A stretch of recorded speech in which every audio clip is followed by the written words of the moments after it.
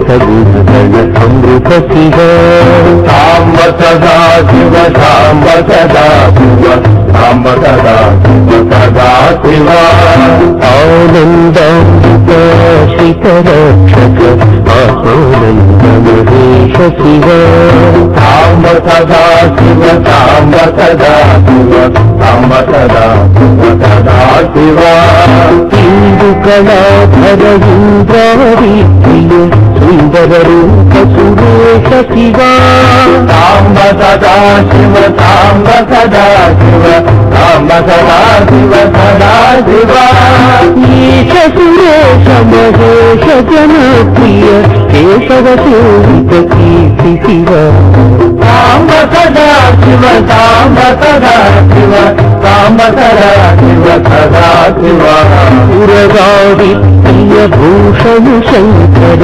నరక వినాశన కేశ శివ సాంబ సదా శివ సాంబ సదా శివ సాంబ సదా శివ సదా శివ మూర్తిత దానవ నాశ పరాకర అర్జిత పాప వినాశ శివ సాంబ సదా శివ సాంబ సదా శివ సాంబ సదా శివ సదా శివ సాంబ సదా శివ సాంబ సదా శివ సాంబ సదా శివ సదా శివ సాంబ సదా శివ సాంబ సదా శివ సాంబ సదా శివ సదా శివ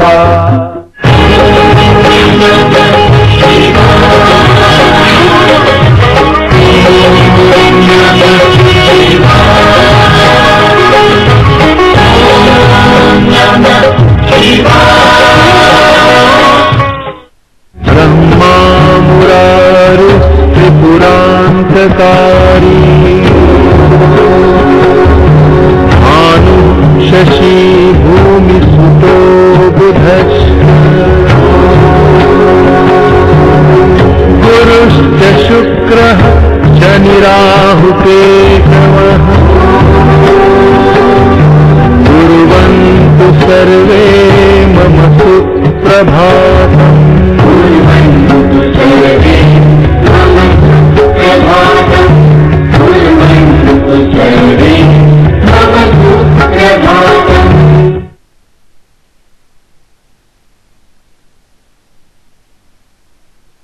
పవిత్రమైన కాశీక్షేత్రంలోని పలు ఆలయాలతో పాటు దక్షిణాది కామకోటి పీఠం నిర్మించిన కంచిమఠం ఎందరో కాశీయాత్రికులకు వసతి సదుపాయాన్ని కల్పిస్తోంది.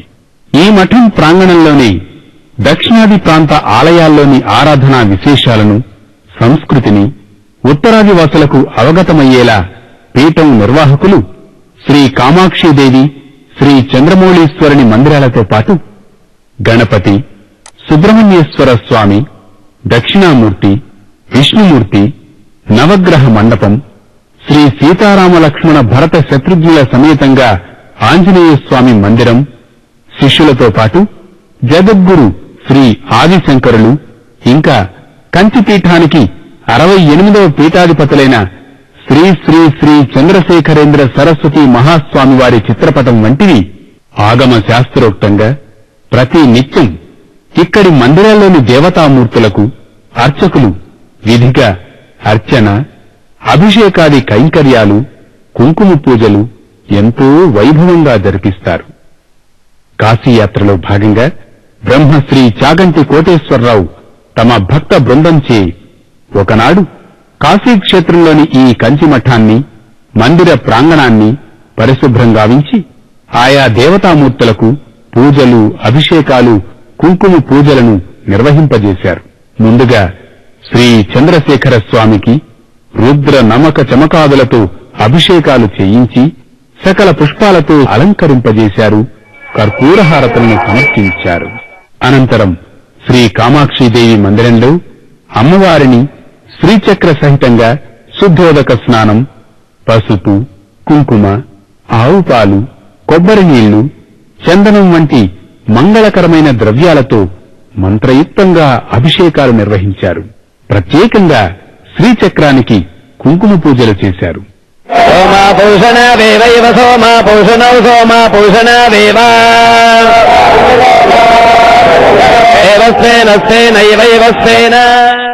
మంగళ నీరాజనాలను అర్పించారు. ఇలా కంచిమఠం ప్రాంగణంలోని దేవతామూర్తులందరికీ విశేషంగా పూజలు నిర్వహించింది కాశీయాత్ర భక్త బృందం.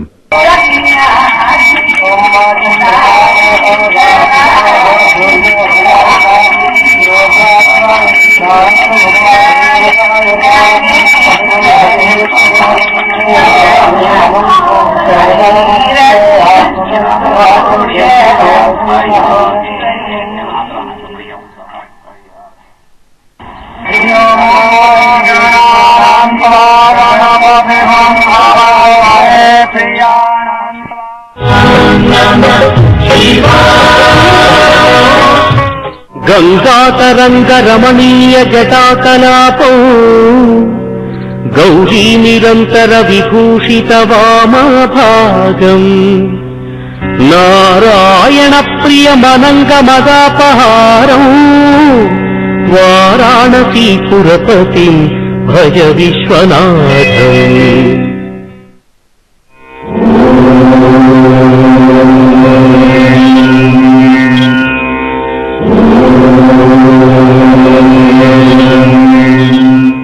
కనుక ఆయన భక్తపరతంత్రుడైనటువంటి కారణం చేత ఆ భక్తుల కంటికి కనపడడానికి వీలైన రీతిలో మనం ఎలా శరీరము, చర్మము, మాంసము, కొవ్వు, అస్థి, శుక్ల, మేధ, సప్త ధాతువులతో శరీరం ఉంటుందో అటువంటి శరీరంతో ఆయన కూడా దిగి వచ్చి కనపడుతూ ఉంటాడు. దాన్ని అవతార వైశిష్ట్యము అంటారు. అంటే పరమేశ్వరుడు కిందకి దిగి వచ్చినప్పుడు ఉండేటటువంటి వైభవము. అందుకని అసలు ఈశ్వరుడు అవతారాలు అనడంలో అవతారము అన్న మాట వెనకాతల ఉండేటటువంటి ఈశ్వర కారుణ్యమును దర్శించు అని శాస్త్రవాక్కు. కాబట్టి మహానుభావుడైనటువంటి పరమేశ్వరుడికి ఇటువంటి లక్షణం ఉన్నది. కాబట్టి ఇప్పుడు ఆయనే దేవతల యొక్క కార్యం నెరవేరడం కోసమని ఎరుకల సన్నివేశం వేశాడు. ఆయన ఏ రూపాన్ని పొందలేడు కనుక ఏ రూపాన్ని పొందితే కార్యం సాధింపబడుతుందో ఆ రూపాన్ని పొందుతూ ఉంటాడు. పొంది మేనకాదేవికి ప్రచోదనం చేశాడు, నీ కుమార్తె వెళ్లి తపస్సు చేస్తుంది అని. ఓ ఇది కారణం, నేను తపస్సు చేసి తప్ప పరమశివుణ్ణి పొందలేను. పరమశివుడు బాహ్య సౌందర్యమునకు వశుడయ్యేవాడు కాడు. ఆయన మహాజ్ఞానమూర్తి.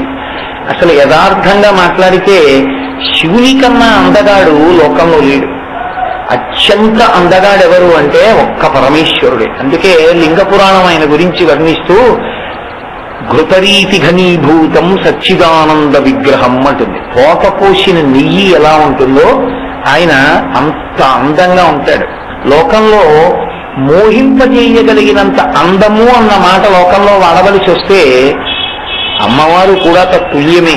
అందుకే శంకర భగవత్పాదులు వాళ్ళిద్దరి గురించి మాట్లాడుతూ కళాభ్యాం చూడాలంకృత శిశికళాభ్యాం నిజతప ఫలాభ్యాం భక్తేషు ప్రకటిత ఫలాభ్యాం భవతు మే శివాభ్యాం అష్టోక త్రిభువన శివాభ్యాం హృది పునర్భమాభ్యాం ఆనంద స్ఫురదనుభవాభ్యాం నతిరియం అంటారు.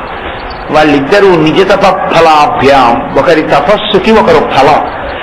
ఆయన దక్షిణామూర్తిగాను హిమవత్ పర్వతం మీద చేసిన తపస్సుకి ఫలితము పార్వతీదేవి, పార్వతీదేవి చేసిన తపస్సుకి ఫలితము పరమేశ్వరుడు. అందుకే పార్వతీ పరమేశ్వరులలో ఎవరు గొప్ప ఎవరు తక్కువ అన్న విచారణే లేదు యథార్థమునకు. అందుకే శ్రీ విద్యాతంత్రంలో మహాకామేశ్వర మహాకామేశ్వరి స్వరూపములను ఆవిష్కరించేటప్పుడు పంచసామ్యములు అని చెప్తారు. ఇద్దరి యందు కూడా 5 ఒకే రకమైన లక్షణాలు ఉంటాయి. మీరు ఎప్పుడైనా అటువంటి మూర్తిని చూశారో లేదో నాకు తెలియదు. మీరు ఆ మూర్తిని ఎప్పుడైనా ఎదురుగుండా పెట్టుకుని చూస్తే ఎవరి చెయ్యి ఎక్కడుందో, ఎవరి కాలు ఎక్కడుందో, ఎవరి ముఖం ఏదో స్పష్టంగా మీరు చూస్తే తప్ప మీరు పట్టుకోలేరు. ఇద్దరు ఒక్కలా ఉంటారు. అలా ఒక్కలా ఉండడం పంచసామ్యములు అంటారు. 5 సమానంగా ఉంటాయి కామేశ్వర కామేశ్వరీల యందు. అందుకని వారు నిజతప ఫలాభ్యాం. అటువంటి శంకరుని యొక్క మాట ఎరుకల సాని వేషంలో వచ్చి చెప్తే దానికి సంతోషించినటువంటి తల్లి జగదంబ కన్యారూపం పార్వతీదేవి ఇంకా వివాహం చేసుకోవలసిన దానిగా ఉన్నది. కానీ ఆమె ఎప్పుడూ శంకరుని ఇల్లాలే, బాలగా ఉన్నా ఆమె శంకరుని ఇల్లాలే. అందుకే ఆ తల్లి బయలుదేరి అరణ్యానికి తపస్సుకి వెళ్ళింది. తపస్సు అన్న మాటకు అర్థం తపించుట అని. తపించుట అన్న మాట కిందకి తీసుకెళ్తుంది, పైకి తీసుకెళ్తుంది. పరమేశ్వరుని యొక్క ఆజ్ఞ మేరకు అని మీరు అనుకోవచ్చు పార్వతీదేవి తపస్సు మొదలుపెట్టింది. తపస్సనగా అని కాదు నేను అన్నాను, తపించుట. తపించుట అన్నది మనసుకి సంబంధించినటువంటి విషయం. స్మరణ, తపస్సు, వీటికి ప్రారంభ స్థానం ఏది అంటే మనస్సు. ఇది తపస్సులో చివరికి ఏమవుతుందంటే ఆత్మ యందు లయమైపోతుంది. లయమైపోయి కూర్చున్నప్పుడు ఏమవుతుందంటే ఇక బాహ్య ప్రపంచంతో ఇంద్రియములు మనసు తెగిపోతాయి. అలా తెగిపోతేనే దాన్ని తపస్సు అంటారు. ధ్యానము తపస్సుకి మొదటి మెట్టు. అందుకే ఎక్కడ పడితే అక్కడ ధ్యానం చేయకండి అంటారు. ధ్యానం చేసేటప్పుడు, తపస్సు చేసేటప్పుడు ప్రశాంతమైనటువంటి ప్రదేశాన్ని మాత్రమే ఎంచుకుంటారు. అందుకే అగరు ధూపం అవి బాగా వేసిన గదిలోనే కూర్చుంటారు. దానిలో ఏమవుతుందంటే క్రమక్రమంగా లోపలికి ప్రయాణం చేస్తారు. లోపలికి ప్రయాణం ప్రారంభం చేయడంలో ఇంద్రియాలు ఒక్కొక్కటి మనసుతో తెగిపోతాయి. అది జాగృతి ఎందు తెగాలి. అంటే ఇంద్రియములు తమంత తాము తెలివితో ఉండాలి. కానీ ఆ లోపల ఈశ్వరుణ్ణి పట్టుకునే ప్రయత్నంలో మనసు లోపలికి వెళ్తున్నప్పుడు అది ఒక్కొక్క ఇంద్రియంతో సంబంధాన్ని కోల్పోతుంది. కన్ను చూడగలిగినటువంటి శక్తి కంటికి ఉన్నా కన్ను గ్రహించిన దానిని మనసు గ్రహించదు. అది తపస్సు అంటే. అందుకే దాని ఎందు ఏమవుతుందంటే ఈ బాహ్య శరీరం పైన ఉండేటటువంటి ప్రకృతి ఉత్పాతములకు దేనికి వశమవుతున్నా, ఇది క్షీణించిపోతున్నా, డస్సిపోతున్నా ఎరుకలోకి రాదు. ఎరుక అన్నది మనసులోకి ఉంటే కదా, ఎరుకలో ఉండదు. అందుకే తపస్సన్న మాటని విశ్లేషణ చేస్తూ పార్వతీ కళ్యాణంలో ఒక పద్యాన్ని చెప్పారు. ఇది పగలని, ఇది రేయని, ఇది చలి, ఇది ఎండ వాన, ఇది అని సతితా మనమున్న పలుపక ఈ క్రియ పదపటి కాలంబు సలిపే పరమతపంబున్. అది పరమ తపస్సు అన్నారు. పరమశివుడి గురించి పార్వతీదేవి ఎటువంటి తపస్సు చేసింది అంటే ఇది పగలని, ఓ తెల్లవారిందయా, సాయంకాలం అయిందయా, మధ్యాహ్నం అయిందా ఆవిడికి తెలియదు. ఇది రేయని, చీకటి పడిందని తెలియదు. ఇది పగలు, ఇది రాత్రి అని తెలుసుకోకపోతే ఏమవుతుంది? రోజులు వెళ్ళిపోతాయి, రోజులు వెళ్ళిపోతాయి, పక్షాలు వెళ్ళిపోతాయి, పక్షాలు వెళ్ళిపోతాయి, నెలలు వెళ్ళిపోతాయి, నెలలు వెళ్ళిపోతే ఋతువులు మారుతాయి. ఋతువు మారితే శరీరం మీద ప్రభావం చూపిస్తుంది. ఇప్పుడు చలికాలం వచ్చేసింది అనుకోండి, వేసవి కాలంలో తపస్సు కూర్చున్న వాడికి చలికాలం వచ్చి తెలియదు. బాగా చలిగాలి వేసి ఎముకలు కురికేస్తోంది అనుకోండి, ఓ చాలా చల్లగా ఉందని తెలియాలి. అది తెలియలేదంటే ఋతువు కూడా తెలియలేదు. అంటే ఏమిటి దాని అర్థం? అసలు బాహ్య శరీరముతో సంబంధం పోయింది. అంత సంబంధం పోతే ఏమవుతుంది? ఇది శోషించిపోతుంది. అది దాని ధర్మం. ఇది అన్నవికారం. దీన్ని మీరు పోషిస్తే కొంత శోభిస్తుంది, కానీ కాలమునందు నశిస్తుంది. అంటే ఇప్పుడు మీరు ఆ పద్యాన్ని బట్టి తెలుసుకోవలసింది ఏమిటి? ఆవిడ పూర్తిగా పరమశివుని యందే ధ్యానముని పెట్టేసింది. శివుడు తప్ప ఆవిడికి ఇంకొకటి ఎప్పుడూ తెలియదు. అలా శివుడి గురించే ధ్యానం చేస్తూ ఉండిపోయింది. అలా ఉండడంలో ఈ శరీరము శోషించిపోతోంది. అందులో మీరు ఒక గమ్మత్తైన మాట చూడాలి. ఆ పద్యంలో సతీ అన్నారు. సతీ ఆవిడెవరికి సతీ? పెళ్లి కోసం కాదు తపస్సు చేస్తోంది, శివుడి కోసం. మరి ఇంకా సతీ ఏమిటి ఆవిడ అంటే అందులో ఒక రహస్యార్థమును ద్యోతకం చేశారు. సతీ అన్న మాటకు అర్థం ఏంటంటే ఈ దేశంలో కొంతకాలం ఒక ఆచారం ఉండేది సతీ అని. భర్త శరీరం విడిచిపెట్టేస్తే ఇక భార్య శరీరంతో ఉండేది కాదు. ఉండకుండా పతిం విశ్వస్యాత్మేశ్వరగం శాశ్వతగం శివమచ్యుతం. ఇక ఆయన లేనప్పుడు ఇక మంగళత్వము లేదు. మంగళత్వము లేదు కనుక ఉండడం అనవసరం అని ఆయన చితి మీద తన శరీరమును కూడా చీర్చి కాలిపోయేవారు. భర్తతోడిదే జీవితము తప్ప భర్తతోడిది కాని జీవితం అన్నది ఒక్క క్షణము కూడా ఉండనిది ఎవరికో వారిని సతీ అంటారు. అందుకే దాక్షాయణిగా ఆవిడ సతీదేవి అని పేరు. సతీదేవి అని దాక్షాయణిగా అనడానికి కారణం ఏంటంటే భర్తని నీడించడాన్ని కూడా ఆవిడ వినడానికి ఒప్పుకోలేదు, శరీరం వదిలేసింది. అంతటి మహాప్రతివ్రత కాబట్టి ఆవిడ స్వాధీన వల్లభ. స్వాధీన వల్లభ అంటే భయపెట్టి, ఏమంటే మీరు నాకు తెలియకుండా ఏమైనా చేశారో అని ఇలా వేలు చూపించి, భర్త జీతం పట్టుకొస్తే పే స్లిప్ కూడా అడిగి చూసి అలాంటి పనులు చేస్తుందని కాదు దాని ఉద్దేశం. స్వాధీన వల్లభ అంటే భర్తని ఎంత అనుభవిస్తుంది అంటే, ఇక ఎంత అలవాటైపోయిందంటే శంకరుడికి ఏమి చెయ్యాలన్నా పార్వతి అంటాడు. లోకానికి ఏదో చెప్పాలనుకోండి ఆవిడే అడుగుతుంది. అందుకే మీరు చూడండి, జ్ఞానమంతా శివుడి వైపు నుంచి కదులుతుంది. కదిలేటప్పుడు ఎప్పుడూ కూడా ఆయన ఎవ్వరికీ చెప్పడం. పార్వత్యువాచ, పార్వతీదేవి అడుగుతుంది. వెంటనే పరమశివుడు జవాబు చెప్తాడు. కేనోపాయే నలఘునా అంటుంది ఆవిడ. చిన్న ఉపాయంతో భగవన్నామము బహుమారులు చెప్పిన ఫలితం దేని వల్ల వచ్చింది అని అడిగింది. వెంటనే ఆయన ఈశాన సర్వ విద్యానాం ఈశ్వర సర్వభూతానాం బ్రహ్మాధిపతి బ్రహ్మణోధిపతి బ్రహ్మా శివో మే అస్తు సదాశివోం. అందుకే శ్రీరామతత్వము తెలుసున్న మొట్టమొదటి వ్యక్తి ఎవరు అంటే సీతమ్మ కాదు, పరమశివుడే అని చెప్పారు. శ్రీరామ రామ రామీతి రమే రామే మనోరమే సహస్రనామ తత్తుల్యం రామనామ వరాననే వరాననే. ఓ పార్వతి, శ్రీరామ శ్రీరామ శ్రీరామ అంటే విష్ణు సహస్రం చెప్పేసినట్టే. అంటే చెప్పడం మానేసి ఇది చెప్పని కాదు, చెప్పడానికి టైం లేనప్పుడు ఇది చెప్పు.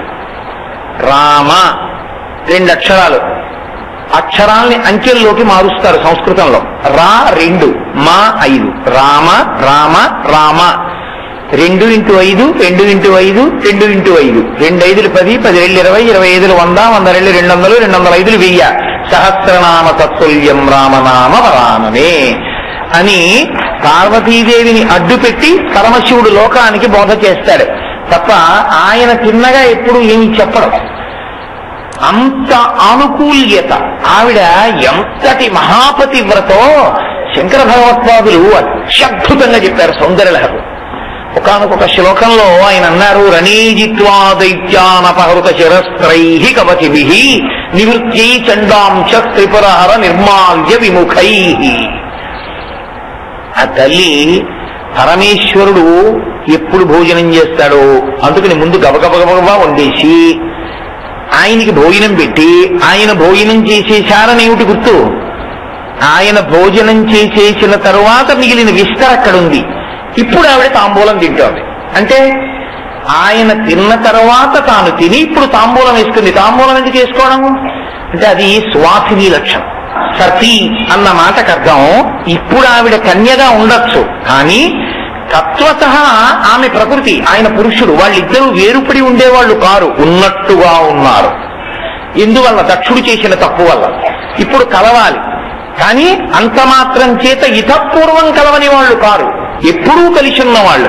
పాలని పాల తెలుపుని ఎలా వేరు చెయ్యలేమో, పువ్వుని పువ్వు యొక్క సౌరభాన్ని ఎలా వేరు చెయ్యలేమో, మధుర పదార్థము దాని తీపి ఎలా వేరు చెయ్యలేమో, చంద్రుడు చంద్రుని యొక్క శోభ ఎలా వేరు చెయ్యలేమో, పార్వతీ పరమేశ్వరులు అలా వేరు చెయ్యలేమో. అందుకే శక్త్యా లోభయితున్నాహం ఐశ్వర్యేన ధనేనవా అనంగే రాఘవేనాహం భాస్కరేణ ప్రభాయధ అంటుంది సీతమ్మ సుందరకాండలో. ఓరి పిచ్చారా, నన్ను ఎత్తుకొచ్చానంట ఏమిటి? నీ తరమే రాముడి నుంచి నన్ను దూరం చేయడం.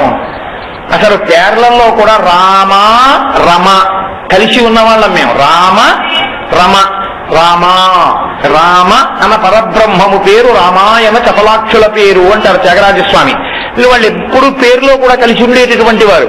అటువంటి వాళ్ళని ఎలా వేరు చేస్తారు? ఒక్కనాటికి వేరు చేసేటటువంటి సమస్య లేదు. అందుకే ఆమె సతి. సతిత మనమున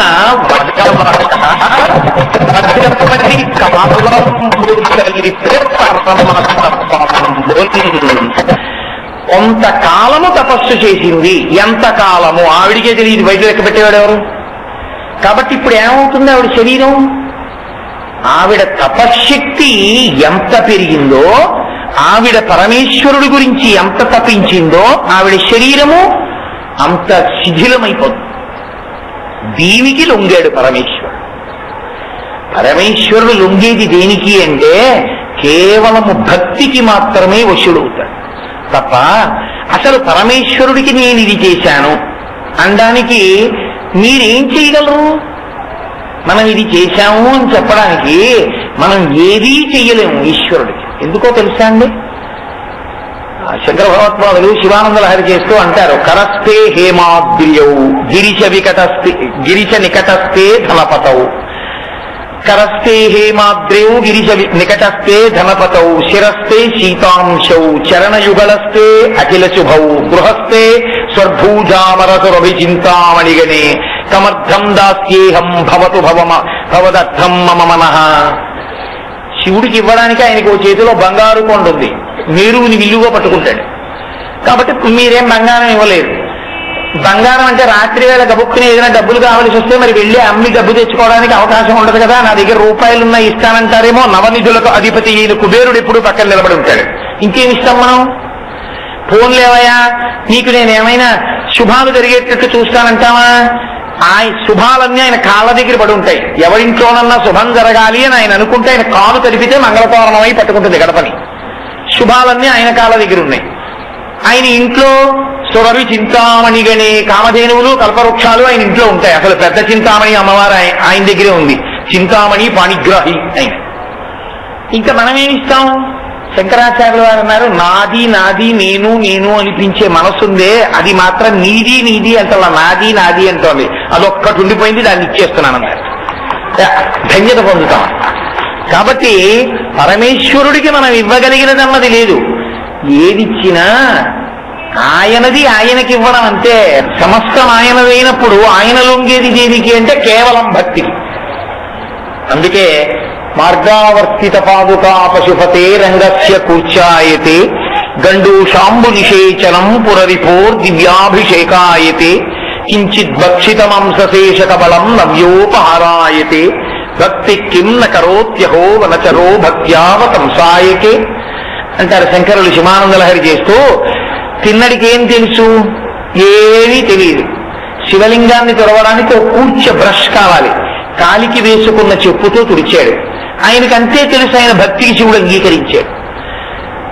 సగం కాలినటువంటి మాంసాన్ని నోట్లో నవిలి రుచిగా ఉంది అని ఎంగిలి చేసిన మాంసం నైవేద్యం పెట్టాడు, తిన్నాడు.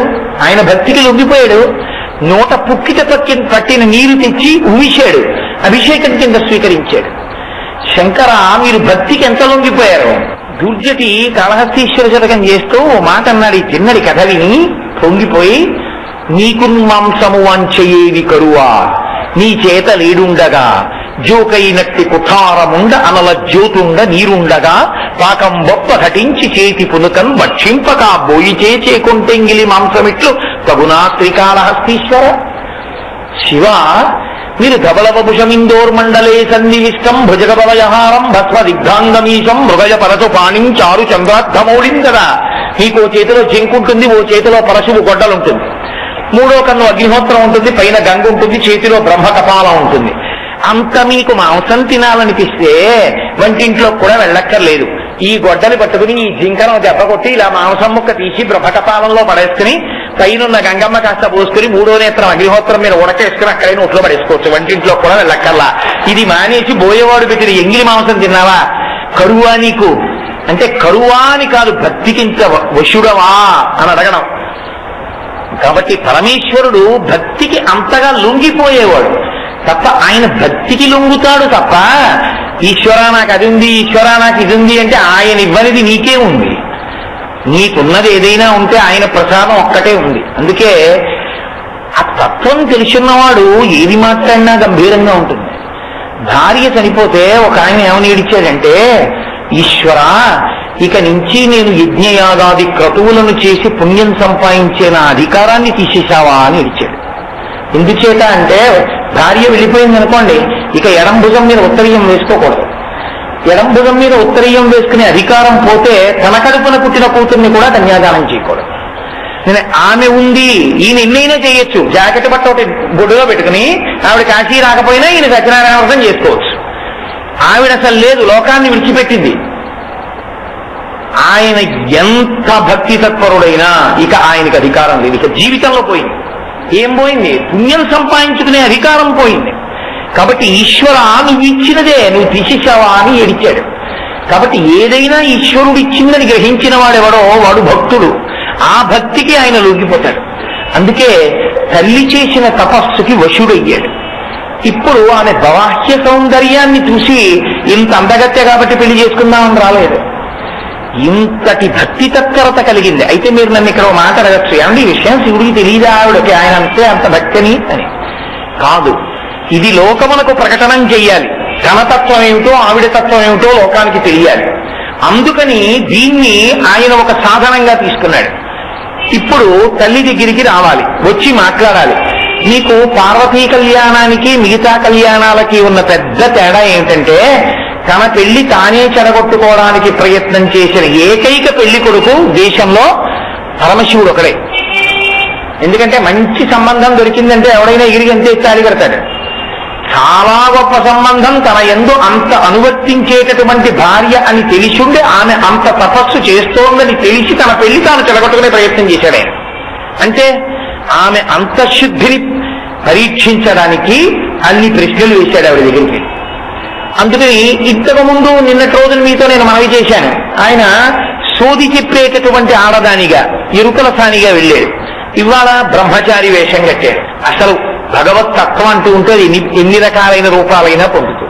బ్రహ్మమురారి సురార్చితలింగం నిర్మల భాసిత శోభితలింగం జన్మజ దుఃఖ వినాశకలింగం తత్ప్రణమామి సదా శివలింగం దేవముని ప్రవరార్చితలింగం కామదహం కరుణాకరలింగం రావణదర్ప వినాశనలింగం తత్ప్రణమామి సదా శివలింగం సర్వసుగంధి సులేపితలింగం బుద్ధివివర్ధన కారణలింగం సిద్ధసురాసురవందితలింగం తత్ప్రణమామి సదా శివలింగం కనకమహామణిభూషితలింగం ఫణిపతివేష్టిత శోభితలింగం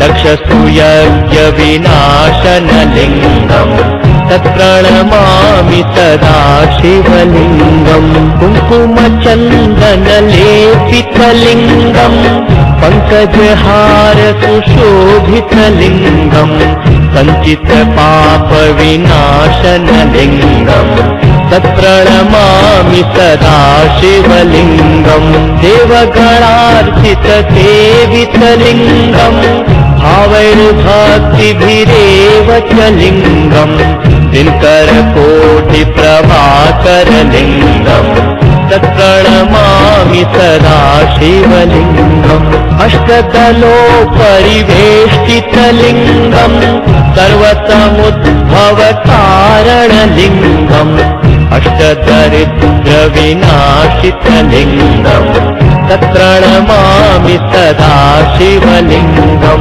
సురగురు సురవర పూజితలింగం సురవన పుష్ప సదార్చితలింగం పరాత్పరం పరమాత్మకలింగం తత్ప్రణమామి సదా శివలింగం